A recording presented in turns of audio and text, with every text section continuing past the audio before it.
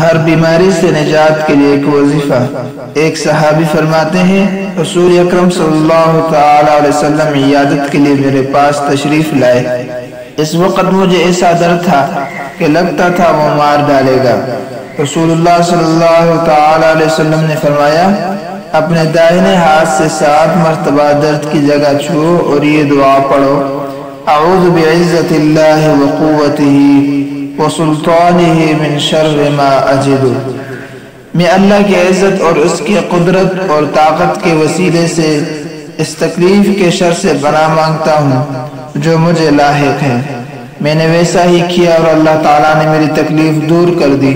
چنانچہ میں ہمیشہ اپنے گھر والوں کو اور دوسروں کو یہ دعا پڑھنے کا مشورہ دیتا ہوں۔ یہ حدیث جامعہ ترمذی میں ہے۔ تو دوستو، ہر درد کے لیے، ہر بیماری کے لیے یہ وظیفہ ضرور کیا کریں۔